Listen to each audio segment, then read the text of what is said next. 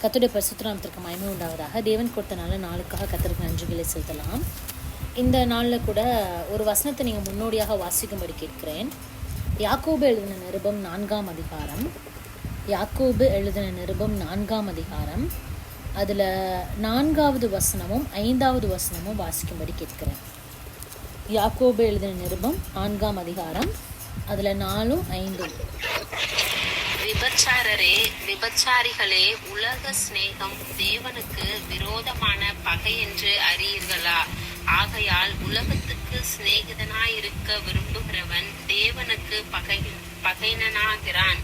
நம்மில் வாசமாயிருக்கிற ஆவியானவர் நம்மிடத்தில் வைராகிய வாஞ்சையா இருக்கிறார் என்று வேத வாக்கியம் வீணாய் சொல்லுகிறது என்று நினைக்கிறீர்களா? ஆமென். என்னுடைய தலைப்பே என்னன்னா, வைராக்கிய வாஞ்சையா இருப்பவர்.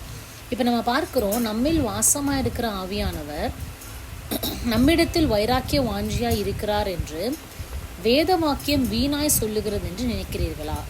இதுக்கு முந்தின வசனம் பார்த்தீங்க அப்படின்னா, உலக சிநேகம் தேவனுக்கு விரோதமான பகை என்று அறியீர்களா? உலகத்துக்கு சிநேகிதனாக இருக்க விரும்புகிறவன் தேவனுக்கு பகைங்கனாகிறான் அப்படின்னு. அப்போ இன்னைக்கு நம்ம எப்படிப்பட்டவர்கள் அப்படின்னா, தேவனால் தெரிந்து கொள்ளப்பட்டவர்கள். நமக்கு தெரியும், தேவன் நம்மை முன்குறித்திருக்கிறார். தாயின் கருவில் உருவாகும் முன்னே, ஏன் உலக தோற்றத்துக்கு முன்னே தேவன் நம்மை முன்குறித்திருக்கிறார். முன்குறிக்கப்பட்ட நாம் கர்த்தருடைய பிள்ளையாய் இருப்பதற்கு அழைக்கப்பட்டிருக்கிறோம். அப்போ தெரிந்து கொள்ளப்பட்டவர்கள் இச்சையடக்கம் உள்ளவர்களாய், எப்படி பந்தயத்தில் ஓடுகிறவர்கள் இச்சையடக்கம் உள்ளவர்களாய் ஓடுகிறார்களோ, அதே போல் கர்த்தரால் தெரிந்து கொள்ளப்பட்டவர்கள். ஸ்கூலில் ஒரு 1000 பிள்ளைங்க படிக்கிறாங்க அப்படின்னா 1000 பேருமே எல்லா விஷயத்துலையும் கலந்து கொள்வதில்லை. ஃபார் எக்ஸாம்பிள் ஸ்போர்ட்ஸ்னு எடுத்துக்கலாமே, 1000 பிள்ளைங்களும் ஸ்போர்ட்ஸில் எஃபெக்டிவாக இருக்கிறது கிடையாது. ஒரு 200 பேர் 300 பேர் நம்ம பிரிக்கிறோம். அதில் கட்டுக்கோப்பாக டயட்டில் ப்ராக்டிஸு அந்த மாதிரி நிறைய விஷயங்கள் இருக்குது. அப்போ இந்த உலகத்தில் எத்தனை கோடி ஜனங்கள் இருந்தாலும் தேவன் என்னை என்ன பண்ணியிருக்கிறார்னா, என்னை முன்குறித்திருக்கிறார், என்னை அழைத்திருக்கிறார். அப்போ அழைக்கப்பட்ட நான் எப்படிப்பட்டவளாக இருக்கணும்னா, உலக சிநேகம் எனக்கு தூரமாக இருக்கணும். அதற்காக நான் யாரையும் நேசிக்கக்கூடாதா? என் தகப்பனை, என் தாயை, என் கணவனை, மனைவியை, பிள்ளைய, சகோதர சகோதரிகளை, அதாவது தேவனுக்கும் நமக்கும் நடுவில் எது வந்தாலும் அது ஆபத்தானது.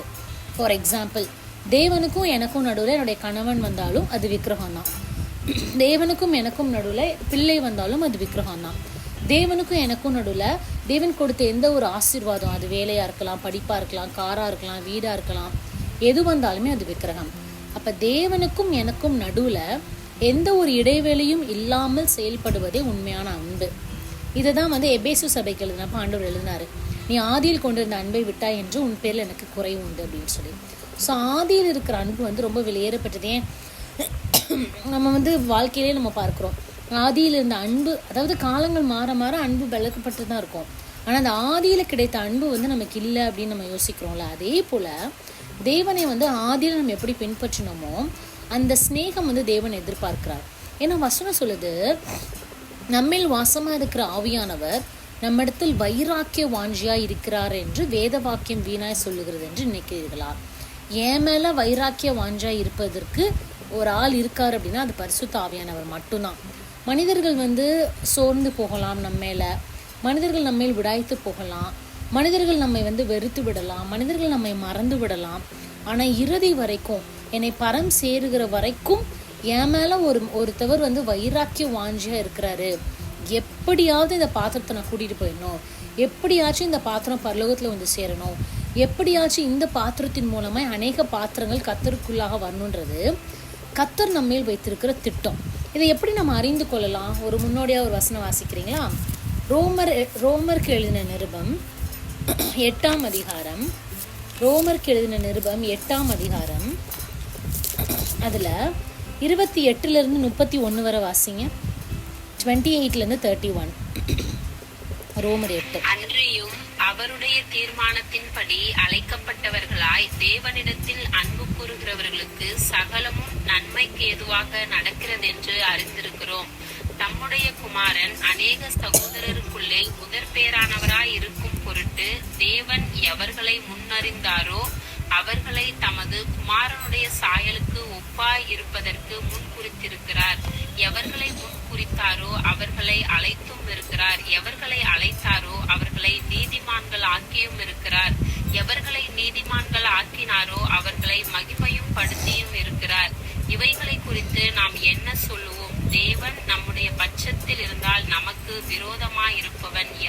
இதை விட ஒரு கிறிஸ்தவனுக்கு ஒரு தெளிவான ஒரு வசனமோ ஒரு ஆசீர்வாதமான வாக்குத்தத்தமோ வேண்டான்னு நான் சொல்லுவேன். ஏன்னா அவருடைய தீர்மானத்தின்படி அழைக்கப்பட்டவர்கள். இது எவ்வளோ பெரிய ஒரு ஸ்லாக்கியம் தெரியுமா?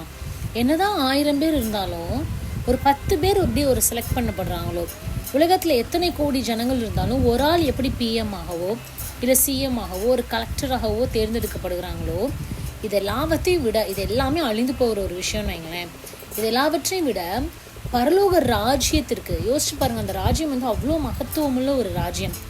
அந்த ராஜ்யத்திற்கு என்ன ஒரு அங்கத்தினராய், என்னை அவருடைய பிள்ளையாய், என்னை ஒரு மெம்பராக தேவன் செலக்ட் பண்ணியிருக்கிறார்னா அது எவ்வளோ பெரிய ஒரு ஸ்லாக்கியம். நம்ம அநேக நேரங்களில் என்னுடைய தேவன் யார் என்பதையும் என் தேவன் என்னை எப்படியாக அழைத்திருக்கிறார் என்பதையும் நம்ம நினைக்காததுனால தான் நம்ம வியாதி வந்தாலோ இல்லை ஏதாவது ஒரு பிரச்சனைகள் வந்தாலோ சோர்ந்து போயிடுறோம். நம்ம சொல்லணும், என்னை அழைத்த அழைப்பே ரொம்ப வித்தியாசமான அழைப்பு. வசனம் சொல்லுது, அவருடைய தீர்மானத்தின்படி அழைக்கப்பட்டவர்கள். அவர் பிளான் பண்ணி அவருடைய சொந்த டிசிஷன்.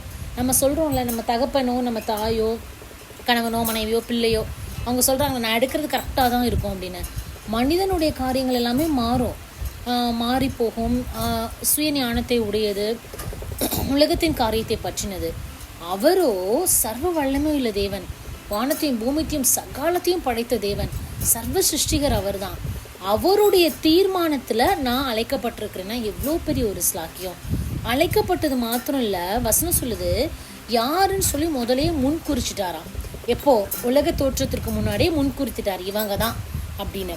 முன் குறிச்சவங்களை அழைக்கிறாரு, அழைச்சவங்களை நீதிமானாக்க. இன்னைக்கு நம்ம அந்த 3rd ஸ்டெப்ல தான் இருக்கிறோம். நம்ம நீதிமான் ஆக்கப்படுறோம். நம்மளை மகிமையும் படுத்துவார் என்னைக்கு? நம்ம பரலோகத்தில். இங்கே நம்ம மகிமைப்படுத்துறாரு, இல்லைன்னுலாம் இல்லை. இம்மையிலையும் தேவனுடைய ஆசீர்வாதத்தினாலும் தேவனுடைய கிருபையினாலும் நம்ம மகிமைப்படுறோம். பரலோகத்தில் நம்மை மகிமையுள்ள ஒரு பாத்திரமாய் நிறுத்துவதற்காக அவருடைய தீர்மானத்தின்படி அழைக்கப்பட்டவர்கள்.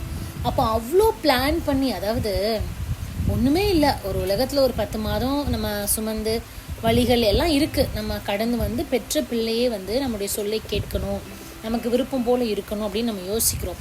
அது கொஞ்சம் வழி மாறி போனாலும் நமக்கு கஷ்டமோ அழுகையோ கோபமோ என்னமோ ஒன்று வருது.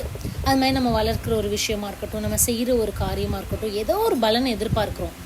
அழிந்து போகிற நாமே, அழிந்து போகிற தகப்பன் தாயாக இருக்கிற நம்மளே வந்து இவ்வளோ ஒரு விஷயத்தை எதிர்பார்க்குறோன்னா, அவர் ஆதி காலத்தில் முன் நியமத்தபடி தீர்மானத்தின்படி முன்குறிக்கப்பட்ட நம்மை அழைத்திருக்கிறார்னா, நம்மை மகிமையுள்ள பாத்திரமாய் கொண்டு போய் சேர்ப்பதற்கு அவர் எவ்வளோ பிரயாசப்படுவார். அதுதான் நீங்கள் வாசிச்ச யாக்கோபு 4:4-5. அப்போ அப்படிப்பட்ட ஒரு சூழ்நிலையில் நம்ம உலக ஸ்நேகம் நமக்கு வந்து பாவமானது அப்படின்னு சொல்லி நம்ம பார்க்குறோம். அந்த உலக ஸ்நேகத்தில் உள்ள ஒரு விஷயம், ஏன்னா நம்ம பார்க்குறபடி நம்ம என்னைக்கு வந்து உலக ஸ்நேகத்தில் இருக்கிறோமோ அந்த உலக ஸ்நேகம் வந்து ரொம்ப ரொம்ப கொடுமையான ஒரு விஷயம் நம்ம பார்க்குறோம். அந்த அந்த அன்பு, அந்த ஒரு உலக ஸ்நேகம் நம்மக்கிட்ட இருக்க நம்மளால் தேவனிடத்தில் என்ன பண்ண முடியாது? அன்பு கூற முடியாது. அது ரொம்ப முக்கியமான ஒரு விஷயம். ஏன்னா கத்தர் யாரை முன்குறித்திருக்கிறாரோ, தேவன் யாரை அழைத்திருக்கிறாரோ, தேவன் யாரை தெரிந்தெடுத்திருக்கிறார்களோ அவரே அல்லாமல் ஒருவரும் பரலோகத்தில் போய் சேர முடியாது அப்படின்னு சொல்லி நம்ம பார்க்குறோம். அப்போது அந்த அழைப்புக்கு நம்ம பாத்திரமான இருக்கணும் அப்படின்னா, கத்தர் நம்மை அழைத்திருக்கிற அந்த அழைப்புக்கு நம்ம பிரயோஜனம் உள்ளவர்களாக இருக்கணும் அப்படின்னா, இன்னைக்கு நம்ம அந்த உலக ஸ்நேகத்தை விட்டு கத்தருக்குள்ளாக பரிசுத்தமாக்கப்பட்ட ஒரு பிள்ளைகளாக நம்ம இருக்கணும். அதுதான் ரொம்ப ரொம்ப முக்கியம். அதனால தான் வசனம் சொல்லுது அவர் நம்மேல் வைராக்கிய வாஞ்சை உள்ளவராக இருக்கிறார் அப்படின்னு. அந்த வைராக்கிய வாஞ்சை நம்ம மேல் இருக்குது. ஒன்றுமே இல்லை, எனக்கு ஒரு 2 உதாரணத்தை நம்ம பார்க்கலாம். நியாயப்பிரமாணத்தை பெற்றுக் கொடுத்த ஒரு தலைவனும் சுயாதீன பிரமாணத்தின் இல்லாட்டினா கிருபை பிரமாணத்தின் விசுவாசத்தின் தகப்பனும், இந்த 2 பேருடைய வாழ்க்கையில் தேவன் எவ்வளோ தூரம் வைராக்கிய வாஞ்சையாக இருக்கிறாரு அது ஒரு சின்ன எக்ஸாம்பிளாக வச்சுட்டு, அப்போ என்னையும் உலக தோட்டத்திற்கு முன்பே முன்குறிச்சிருக்கிறாரு, முன் தீர்மானத்தின்படி என்னை அழைத்திருக்கிறாருன்னா அவர் என் மேலே வைராக்கிய வாஞ்சா இருக்கிறாரு. அப்போ நான் விட வேண்டிய விஷயங்களை நான் விடணுன்றதை நான் புரிஞ்சுக்கொள்ளணும். வாசிங்க, ஆதியாகமம் 12:1 வாசிங்களேன். கொஞ்சம் துரிதமாக வாசிக்கும்படி கேட்கிறேன். ஆதியாகமத்தின் புஸ்தகம் 12ஆம் அதிகாரம் 1ஆம் வசனம் வாசிங்க. 12:1. கர்த்தர் ஆபிராமை நோக்கி, நீ உன் தேசத்தையும் உன் இனத்தையும் உன் தகப்பனுடைய வீட்டையும் விட்டு புறப்பட்டு நான் உனக்கு காண்பிக்கும் தேசத்துக்கு போ. இது நமக்கு தெரியும். ஆபிரகாம் வந்து தேவன் அழைக்கிறார். எதை தான் விட சொல்றாரு? உன் தேசத்தை விடணும். நான் இந்த தேசத்தான், நான் வந்து இந்தியன்னு, நான் வந்து அமெரிக்கன்னு, அதெல்லாம் விடு. உன் இனம், நீ எந்த இனத்துலேருந்து வந்த, நான் அப்படி, எங்கள் ஜாதி இப்படி அப்படி எல்லாத்தையும் விட்டுரு. உன்னுடைய தகப்பனுடைய வீட்டை, அதாவது ஏன் தகப்பனுடைய வீட்டை விட சொல்கிறாருன்னா, ஆபிரகாமுடைய தகப்பன் வந்து தேராகு வந்து விக்கிரகங்களை உண்டு பண்ணி, சிலையை உண்டு பண்ணி விற்கிற ஒரு மனுஷன். ஸோ அப்படி இருக்கிற விக்கிரக குடும்பத்தின் மத்தியில் தேவன் ஆபிரகாமை தெரிந்தெடுத்தார். ஸோ அதை நீ விட்டுருன்னு சொல்கிறாரு. இது எல்லாத்தையும் விட்டுட்டு நான் உனக்கு காண்பிக்கிற தேசத்துக்கு போ. நமக்கு தெரியும் அது கானான் அப்படின்றது நமக்கு ரொம்ப தெளிவாக தெரியும். போன்னு சொல்லிட்டாரு. இங்கே போன்றாரா? ஆனால் ஆக்சுவலாக என்ன நடந்துச்சுன்னு பார்க்கலாம். அப்போஸ்தலருடைய நடபடிகள் 7ஆம் அதிகாரம், அப்போஸ்தலருடைய நடபடிகள் 7ஆம் அதிகாரம், அதில் 2-4 வரை வாசிங்க. அப்போஸ்தலர் 7ல் 2-4. அதற்கு அவன், சகோதரரே, பிதாக்களே, கேளுங்கள். நம்முடைய பிதாவாகிய ஆபிரகாம் காரானூரிலே குடியிருக்கிறதற்கு முன்னமே மெசொப்பொத்தேமியா நாட்டிலே இருக்கும் போது மகிமையின் தேவன் அவனுக்கு தரிசனமாகி, நீ உன் தேசத்தையும் உன் இனத்தையும் விட்டு புறப்பட்டு நான் உனக்கு காண்பிக்கும் தேசத்துக்கு வா என்றார். அப்பொழுது அவன் கல்தியர் தேசத்தை விட்டு புறப்பட்டு காரானூரிலே வாசம் பண்ணினான். அவனுடைய தகப்பன் மரித்த பின்பு அவ்விடத்தை விட்டு நீங்கள் இப்பொழுது குடியிருக்கிற இத்தேசத்திற்கு அவனை அழைத்து கொண்டு வந்து குடியிருக்கும்படி செய்தார். இங்க நீங்க கிளியரா பாத்தீங்கன்னா அங்க என்ன சொல்வாருன்னா போன்னு தான் சொல்வாரு, எப்படி ஆதி ஆமத்துல. ஆனா கண்டென்ட் இங்க பார்த்து அப்போஸ்தலர் தெளிவா இருக்கு. அவர் வந்து அப்பா இறக்குறதுக்கு முன்னாடியே வான்னு சொன்னாரு. இவர் போகலை. இவர் என்ன பண்ணுவார்னா அவங்க அப்பா கூடயே போவார். ஒரு இடத்துல இருக்கிறப்போ அவங்க அப்பா மறிச்சு போயிடுவார். நீங்கள் ஆதியாமா 11 கடைசி வாசிங்கன்னா உங்களுக்கு கதை புரியும். அவங்க அப்பா மறிச்சதுக்கு அப்புறம் தான் வேறு வழி இல்லாமல் மறுபடியும் இவர் கிளம்புவார். அப்போ எங்கள் வசனம் சொல்லுது, 4வது வசனம், அவன் கல்தேயர் தேசத்தை விட்டு புறப்பட்டு காரானூரிலே வாசம் பண்ணினான். அவனுடைய தகப்பன் மரித்த பின்பு அவ்விடத்தை விட்டு நீங்கள் இப்பொழுது குடியிருக்கிற தேசத்திற்கு அவனை அழைத்து கொண்டு வந்து குடியிருக்கும்படி, நல்லா வாசிங்கன்னா செய்தார் அப்படின்னு இருக்கும். ஆபிரகாமா அங்கே வரலை ஆக்சுவலாக. ஆனால் ஆபிரகாம் வந்து தேவன் முன்னாடியே மெசொப்பொத்தேமியா தேசத்தில் இருக்கிறப்ப தேவன் அழைப்பார். இவர் வந்து வரமாட்டார். வராம அப்பா கூட்டிகிட்டு வருவார். கடைசியில் அவங்க அப்பா இறக்குற வரைக்கும் வரமாட்டார். அவங்க அப்பா மறிச்சதுக்கப்புறம் தான் புறப்படுவார். புறப்படுறப்ப ஒரு தப்பு பண்ணிடுவார். யாரை திரும்ப கூட்டிகிட்டு வருவார்? லாபானை கூட கூட்டிகிட்டு வந்துடுவார். ஸோ தேவன் யாரை அழைக்கிறாரோ, ஏன்னா நம்ம இன்னும் ஒரு அண்டர்ஸ்டாண்டிங்காக ஒரு வசனம் வாசிங்க. மத்தேயு எடுத்துக்கோங்களேன். மத்தேயு எழுதின சுவிசேஷம் 10ஆம் அதிகாரத்தில் 37-38 வாசிங்க. மத்தேயு 10ல் 37ஆம் வசனமும் 38வது வசனமும் வாசிங்க. தகப்பனையாவது தாயையாவது என்னிலும் அதிகமாய் நேசிக்கிறவன் எனக்கு பாத்திரன் அல்ல. மகனையாவது மகளையாவது என்னிலும் அதிகமாய் நேசிக்கிறவன் எனக்கு பாத்திரன் அல்ல. தன் சிலுவையை எடுத்துக்கொண்டு என்னை பின்பற்றாதவன் எனக்கு பாத்திரன் அல்ல. 39 வாசிடுங்க அப்படியே. தன் ஜீவனை காக்கிறவன் அதை இழந்து போவான். என் நிமித்தம் தன் ஜீவனை இழந்து போகிறவன் அதை காப்பான். ஆமா, நீங்க வந்து என்னன்னா தெளிவா சொல்லுது, தகப்பனையோ தாயையோ மகனையோ மகளையோ என்னை விட அதிகமாக. தான் நான் ஆரம்பத்திலே சொன்னேன், உலக ஸ்நேகம் இருந்துச்சுன்னா நம்ம தேவனுக்கு பகைங்கனா இருக்கிறோம். அடுத்த வசனமே சொல்லுது, அவர் நம்மேல் வைராக்கிய வாஞ்சியா இருக்கிறபடியால். அப்போது அதை நான் முன்னாடியே சொல்லிட்டேன். அப்போ என் தகப்பனையும் தாயை நான் கனம் பண்ணக்கூடாதா, நேசிக்கக்கூடாதா, என் குடும்பத்தை நடத்தக்கூடாதா, இப்படிப்பட்ட ஒரு புரியாத மாதிரி கேள்விகள் கேட்பதற்கு நம்ம வந்து சின்ன பிள்ளைகள் அல்ல. அப்போ இங்கே என்ன சொல்ல வர்றாருன்னா, தகப்பன தாய் எல்லாத்தையும் நம்ம நேசிக்கணும். ஏன்னா நம்ம மேல் விழுந்த கடமை. முதலாவது நம்ம தேவனை நேசிக்கணும், 2வது நம்ம நேசிக்கிறது போல் நம்ம பிறரையும் நேசிக்கணும். ஆனால் எந்த ஒரு விஷயமும், எந்த ஒரு பொருளும், எந்த ஒரு நபரும், எந்த ஒரு காரியமும் எனக்கும் கர்த்தருக்கும் நடுவில் வந்துடக்கூடாது. அதுதான் ஒரு முக்கியமான ஒரு விஷயம். அப்படி எனக்கும் கர்த்தருக்கு நடுவில் அது என்னமா இருந்தாலும் சரி, ஒரு சின்ன ஃபோனாக இருக்கலாம், ஒரு சம்பளமாக இருக்கலாம், ஒரு உயர்வாக இருக்கலாம், பதவியாக இருக்கலாம், கணவனாக இருக்கலாம், மனைவியாக இருக்கலாம், பிள்ளைகளாக இருக்கலாம், எதுவாக இருந்தாலும் சரி, ஏன் ஊழியமாக கூட இருக்கலாம், அது வந்து ஆபத்தான ஒரு விஷயம். ஸோ கர்த்தருக்கும் எனக்கும் எப்பொழுதும் இடைவெளியே இருக்கக்கூடாது. அப்போ இங்கே அதான் சொல்கிறாரு. ஸோ முதலாவது குடும்பம், வீட்டில் உள்ள எதையுமே நம்ம அதிகமாக நேசிக்கக்கூடாது. 2வது சிலுவையை எடுத்துக்கொண்டு சுமக்கணும். 3வது சொல்கிறாரு, தன் ஜீவனை காக்க விரும்பணும். என் ஜீவனை நான் பெருசாக எண்ணவே கூடாது. வேதாகமத்தில் நீங்கள் பார்த்த அநேக பரிசுத்தவான்கள் தங்களுடைய ஜீவனை அவங்க பொருட்டாவே எண்ணலை. ஏன்னா கர்த்தருக்குன்னு அதை ஒப்பு கொடுத்தாங்க. கர்த்தர் அதை பார்த்து கொள்வார் அப்படின்னு சொல்லி கர்த்தர் நிச்சயமாக அதை பார்த்து கொண்டார். அவங்க எல்லாருமே நித்திய ஜீவனை பெற்றாங்க. அப்ப இங்க விசுவாசின் தகப்பனாகிய ஆபிரகாமை தேவன் அழைக்கிறப்ப ஆக்சுவலா ஆபிரகாம் வரல, கண்டென்ட் படி பாத்தீங்கன்னா வரல. அதுக்கப்புறம் அவங்க அப்பா இறந்ததுக்கு அப்புறம் தான் புறப்படுறப்பையும் இவரை கூட்டிட்டு வந்துட்டாரு, யாரு அவருடைய சகோதரன், அவரையும் கூட்டிட்டு வந்துட்டாரு.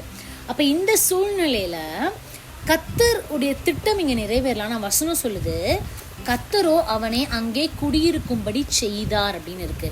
அப்ப அதுதான் வைராக்கிய வாஞ்சை. ஒருவேளை தேவனால் நான் முன்குறிக்கப்பட்டவள், உலக தோற்றத்திற்கு முன்னே என்னை அழைத்தார், என்னை தீர்மானத்தின்படி தெரிந்தெடுத்தார். ஒருவேளை நான் உலகத்தின் பின்னாடி போயிருக்கலாம், மாயமாலத்துல இருந்திருக்கலாம், பாவத்துல இருந்திருக்கலாம், சாபத்துல இருந்திருக்கலாம், இவரெல்லாம் தேவனே இல்லைன்னு நான் சொல்லியிருக்கலாம், விக்கிரகத்தின் மத்தியில இருந்திருக்கலாம். எப்படி இருந்தாலும் சரி, என்னை அழைத்து தூக்கி கொண்டு வந்து நிறுத்தி இவரே மெய்யான தேவன்றதை நானும் பிரகடனப்படுத்தி என் மூலியமா அநேக ஜனங்களை கூட்டி கொண்டு வந்து சேர்ப்பதுதான் வைராக்கிய வாஞ்சை. இப்படிப்பட்ட வைராக்கிய வாஞ்சை நம்ம தாய் தகப்பன் கூட நம்ம மேல செலுத்த முடியாது. ஏன்னா அவன் அவ்வளோ நல்ல தேவன், அவ்வளோ கிருபையுள்ள தேவன், எவ்வளோ அழகான தேவனா இருந்திருந்தான்னா அழைத்திருக்கிறார். அழைத்தது மட்டும் கிடையாது, அழைத்து இந்த ஆபிரகாமை நமக்கு முன்னோடியாக வைத்திருக்கிறார். இதுதான் கர்த்தர் நம்ம மேல பாராட்டுற வைராக்கிய வாஞ்சை. ஒரு விஷயம் நம்முடைய வாழ்க்கையை திரும்பி பார்ப்போமே, நம்ம கர்த்தரை விட்டு விலகி வருகிற எத்தனையோ சூழ்நிலைகள் நம்ம கடந்தது உண்டு. இழப்புகள், குடும்பத்துல நம்ம நேசிக்கிறவங்க நம்ம இழந்திருக்கிறோம், வியாதி நமக்கு இருக்கு, நமக்கு பிரச்சனைகள் இருக்கு, போராட்டங்கள் இருக்கு, பொருளாதாரத்துல சரிவுகள் இருக்கு, எத்தனையோ விஷயங்கள் இருந்திருக்கு. ஆனா எல்லா இடத்துலயும் நம்ம ஒருவேளை கர்த்தரை விட்டாலும் அவர் நம்மை விடுகிற தேவனே அல்ல. அப்படியாய் அந்த வைராக்கிய வாஞ்சை நம்ம மேல இருக்கு. அப்படி நம்ம அழைக்கப்பட்டுக்கிறோம். நம்ம உலக சிநேகத்துக்கு நம்ம என்ன பண்ணக்கூடாது, ஈடுபடக்கூடாது. இதே மாதிரிதான் ரெண்டாவது நியாயப்பிரமாணத்தின் தலைவன் சொல்லலாம், யாரு, மோசே. மோசே இப்படிதான் வைராக்கிய வாஞ்சை இருக்கிறார். ஏன்னா மோசே சொல்லிட்டார், நான் வரவே மாட்டேன். நீங்க வாசிங்களேன், யாத்ராகமம் 3:11 தொடர்ந்து வாசிங்க, நான் சொல்ற வசனங்களை. யாத்ராகமத்தின் புஸ்தகம் 3ஆம் அதிகாரம் 11வது வசனம் முதலாவது வாசிங்க. 3:11. அப்பொழுது மோசே தேவனை நோக்கி, பார்வோனிடத்துக்கு போகவும் இஸ்ரவேல் புத்திரரை எகிப்திலிருந்து அழைத்து வரவும் நான் எம்மாத்திரம் என்றான். நான் வரமாட்டேன்ட்டாரு. யாரு? மோசே. 40 வருஷம் அங்க இருந்துட்டு சகோதரன்ட்ட போய் நியாயம் பேச போறாரு. இவங்க கொலகாரன்ட்டாங்க. இவர் பயந்து போய் மீதியான் தேசத்துல போய் குடியிருக்கிறாரு. அங்க பெண் கொள்றாரு, பிள்ளைகள் பிறக்குது. அப்புறம் பார்த்தா முச்சடியில தேவன் தரிசனம் வராரு ஒரேப்ல. இல்ல வாப்பா அப்படின்னு, நான் எம்மாத்திரம் வரமாட்டேன்ட்டாரு. எவ்வளவு தூரம் சொல்றாரு பாருங்க. 4ஆம் அதிகாரத்துல முதல் வசனமும் 10வது வசனமும் வாசிங்கக்கா. அப்பொழுது மோசே அவர்கள் என்னை நம்பார்கள், என் வாக்குக்கு செவி கொடார்கள், கர்த்தர் உனக்கு தரிசனமாகவில்லை என்று சொல்லுவார்கள் என்றான். 10வது வசனம். அப்பொழுது மோசே கர்த்தரை நோக்கி, ஆண்டவரே, இதற்கு முன்னாவது தேவரீர் உமது அடியேனோடே பேசினதற்கு பின்னாவது நான் வாக்கு வல்லவன் அல்ல, நான் திக்குவாயும் மந்தவாயும் உள்ளவன் அல்ல என்றான். மந்தவாயும் உள்ளவன் என்றான். இப்ப பாத்தீங்கன்னா மறுபடியும் சொல்றாரு, இல்ல நான்லாம் போய் ஜனங்களுக்கு முன்னாடி நின்னேன்னா என்னை நம்ப மாட்டாங்க, என் பேச்சை கேட்க மாட்டாங்க, நீ யாருன்னு கேட்பாங்க, நான் போக மாட்டேன், எனக்கு செவி கொடுக்கல, அவங்க நிச்சயமா என் பேச்சை கேட்க மாட்டாங்கன்றாரு. இல்லை நீ போன்றாரு. மறுபடியும் போயிட்டுன்னு சொல்றாரு, நான் வாக்குல வல்லவன் கிடையாது, எனக்கு பேச வராது, நான் திக்கி தான் பேசுவேன், நான் பேசுறது கேட்க மாட்டாங்கன்னு. ஆண்டவர் விடல. கடைசியில் ஆண்டவர் என்ன திரும்ப சொல்றாரு, நீங்க பாத்தீங்க அப்படின்னா 13வது வசனம் வாசிங்களேன். 13 வாசிங்க. அதற்கு அவன், ஆண்டவரே, நீர் அனுப்ப சித்தமாய் இருக்கிற யாரையாகிலும் அனுப்பும் என்றார். மோசையால முடியல. இவர் சொல்லுவாரு, இவர் சர்வ வல்லமையுள்ள தேவன் சொல்லுவாரு, என்னால முடியாது, நீ உங்களுக்கு வேணும்னா உங்களுக்கு யார் சித்தமா இருக்கோ அவங்களை நீங்க அனுப்புங்கன்னு வசனம் சொல்லுது. 14வது வசனம். அப்பொழுது கர்த்தர் மோசையின் மேல் கோபம் உண்டவராகி, லேவியனாகி ஆரோன் உன் சகோதரன் அல்லவா, அவன் நன்றாய் பேசுகிறவன் என்று அறிவேன், அவன் உன்னை சந்திக்க புறப்பட்டு வருகிறான், உன்னை காணும் போது அவன் இருதயமாகிலும், நீ அவனோட பேசி அவன் வாயில் வார்த்தைகளை போடு, நான் உன் வாயிலும் அவன் வாயிலும் இருந்து நீங்கள் செய்ய வேண்டியதை உங்களுக்கு உணர்த்துவேன். கடைசி வரைக்கும் மோசே தேவன் விடல. ஆக்சுவலா இங்க மோசே லிட்டரலா சொல்றாரு, நீங்க முடிஞ்சா வேற யாராவது பாத்துக்கோங்க, நான்லாம் வரமாட்டேன், நான்லாம் உங்களுடைய சித்தத்தை செய்ய மாட்டேன், நான் உங்களை ஏற்றுக்கொள்ள மாட்டேன், நாங்க ஜனங்கள்லாம் கூட்டிட்டு போக மாட்டேன். அந்த மாதிரி தான் இன்னைக்கு நம்ம அப்படிதான் இருந்தோம் ஒரு காலத்துல. என்னால முடியாது. ஆண்டவர் பார்த்தாரு, உங்களுக்கு அனுப்ப சித்தமா இருக்கிற யாரையாவது அனுப்பும், ஆனால் உண்மையிலே மோசேக்கு வந்து அவ்வளோ ஒரு இன்டிமெசி இருந்துச்சு கர்த்தரோட. ஏன்னா யெகோவா தேவன் கிட்ட இவ்வளோ தூரம் பேசுறாருன்னா அவ்வளோ தூரம் அவர் பழகினவராக இருந்திருக்கிறாரு. யாருனாலும் அனுப்புங்கன்னு. ஆண்டவர் கோபம் வருது. கோபம் வந்து என்ன தெரியுமா சொல்றாரு, சரி உனக்கு ஆரோன்னு அசிஸ்டண்ட்டாக போடுறேன், நீ என்ன பேசணுமோ அவன் வாயில் நீ வார்த்தையை போடு, அவன் பேசுவான், நீ தான் செய்வ. கோலும் தடியும் உன் கையில் தான் இருக்கும், உன் கோலை வச்சு தான் நான் அற்புதத்தை செய்வேன், உன்னை கொண்டு தான் நான் இஸ்ரவேல் ஜனங்கள் நடத்துவேன். இதுதான் தேவன் என்மேல் பாராட்டின வைராக்கிய வாஞ்சை. அப்படிப்பட்ட மோசே உலக சிநேகத்தை வெறுக்கிறார். இன்னமும் சொல்லுவாரு, நீங்க 5ஆம் அதிகாரம் 22வது வசனம் வாசிச்சு பார்த்தீங்கன்னாலும் சொல்லுவாரு, அப்பொழுது மோசே கர்த்தரிடத்தில் திரும்பி போய், ஆண்டவரே இந்த ஜனங்களுக்கு தீங்கு வர பண்ணினது என்ன, ஏன் என்னை அனுப்பினீர்? கேட்டுக்கிட்டே இருப்பாரு, ஏன் நான் போகணும், எதுக்கு நான் போகணும்? நம்ம கேட்குறோம்ல, ஏன் என்ன தெரிந்தெடுத்தீங்க, ஏன் என்ன முன்குறித்தீங்க? கர்த்தர் நம்மேல் வைத்திருக்கிற திட்டம் எவ்வளவு அழகான வசனம். அவருடைய தீர்மானத்தின்படி அழைக்கப்பட்டவர்கள், தாயின் கருவில் உருவாகும் முன்னே, உலக தோற்றத்திற்கு முன்னே நம்ம அழைக்கப்பட்டவர்கள். முன்குறித்தவங்களை அழைத்திருக்கிறாரா, அழைத்திருக்கிறவங்களை நீதிமான் ஆக்கியிருக்கிறாரா, நீதிமான் ஆக்கினவர்களை மகிமைப்படுத்தணுமா? அப்ப இவ்வளோ விஷயம் பண்ணணும்னா, நான் உலக சிநேகிதனா இருந்தேன், ஒண்ணுமே பண்ண மாட்டாரு. குறிப்பிட்ட காலம் வர பாப்பாரு, வான்னு கூப்பிடுவாரு, வரலையா அடிக்கிற அடியில் அடிச்சு நம்மளை தூக்கிட்டு வந்து அவருடைய இடத்துல வச்சிருவாரு. ஏன்னா அவர் என்மேல் வைராக்கிய வாஞ்சை உள்ளவராக இருக்கிறார். எவ்வளோ பெரிய ஒரு ஸ்லாக்கியம் தெரியுமா? இப்படிப்பட்ட மோசே தான் எபிரேயர்ல மோசையை பத்தி எப்படி தெரியுமா சாட்சி சொல்றாங்க? வாசிங்க, எபிரேயர் நிருபம் 11ஆம் அதிகாரம் வாசிச்சு முடிக்கலாம் நம்ம. எபிரேயர் 11ல் 24 26 வரை வாசிங்களேன். 26 கிட்டத்தட்ட 27 வரை கூட வாசிங்க. விசுவாசத்தினாலே மோசே தான் பெரியவனான போது பார்வோனுடைய குமாரத்தின் மகன் எண்ணப்படுவதை வெறுத்து அநித்தியமான பாவ சந்தோஷங்களை அனுபவிப்பதை பார்க்கிலும் தேவனுடைய ஜனங்களோட துன்பத்தை அனுபவிப்பதையே தெரிந்து கொண்டு இனிவரும் பலன் மேல் நோக்கமாயிருந்து எகிப்தில் உள்ள பொக்கிஷங்களிலும் கிறிஸ்துவின் மித்தம் வரும் நிந்தையை அதிக பாக்கியம் என்று எண்ணினான். விசுவாசத்தினாலே அவன் அதரிசனமானவரை தரிசிக்கிறது போல உறுதியாயிருந்து ராஜாவின் கோபத்துக்கு பயப்படாமல் எகிப்தை விட்டு போனான். எப்படி எந்த மோசே வந்து நான் வரமாட்டேன், என் பேச்சை கேட்க மாட்டாங்க, நான் திக்குவாயி, நான் மந்தவாயி, வேணா நீங்க வேற யாராவது அனுப்புங்க அப்படி இப்படின்னு சொன்னாரோ, அதே மோசே எகிப்தின் சாம்ராஜ்யம், நீங்க அப்போஸ்தலர்ல வாசிச்சு பார்த்தீங்கன்னா ஸ்தேவான் பேசின அதிகாரம் அப்போஸ்தலர் 7 8 அதில் நீங்க வாசிச்சீங்கன்னா மோசே வந்து மிகவும் சௌந்தரியம் உள்ளவனா, எகிப்துல வந்து அவ்வளோ ஒரு பொக்கிஷங்கள் உடையவனா. ஏன்னா நமக்கு தெரியும் 3 மாதம் வரை அழகுள்ள பிள்ளைன்னு ஒழித்து வச்சாங்க. அதுக்கப்புறம் நைல் நதியில மோசையை அனுப்பிச்சிட்டாங்க பெட்டியில. பார்வோனுடைய குமாரத்தை வந்து எடுத்து வளர்க்குறான். கிட்டத்தட்ட எகிப்துடைய சாம்ராஜ்யம், எகிப்துடைய வல்லமை எல்லாமே தெரியும். 40 வருஷம் வனாந்திரத்தில் அனுப்பிச்சிட்டாரு, உனக்கு எதுவுமே வேண்டாம். நீங்கள் நம்ம சொல்கிறோம்ல, எனக்கு உலகத்தில் அது தெரியும், எனக்கு இது தெரியும், நான் இங்கே ஒர்க் பண்ணுறேன், எல்லாமே குப்பையும் தூசியும். கர்த்தரால் அழைக்கப்பட்டவர்கள், அதான் சொன்னார்ல, அவர்கள் பேதையும் படிப்பறிவு இல்லாதவர்களுமே ஞானியாக்கியிருக்கிறார். உலகத்தில் உள்ள ஞானிகளை வெட்கப்படுத்தும்படி தேவன் பைத்தியமானவர்களை தெரிந்து கொண்டார்னு வசனம் சொல்லுது. ஒருவேளை உலகத்தில் தேவன் எனக்கு படிப்பையும் வேலையும் கொடுத்துருக்கலாம், ஆனால் நான் என்னைக்கு கர்த்தருடைய திட்டத்தின் ஊழியத்தில் வந்துட்டேனோ அது எல்லாமே எனக்கு ஒன்றுமே இல்லைன்னு நான் என்னைக்கு நம்புறேன்னா அன்னைக்கு தான் என்னோட ஊழியம் சக்ஸஸ். அதுதான் ரொம்ப முக்கியமான ஒரு ரூட் காஸே.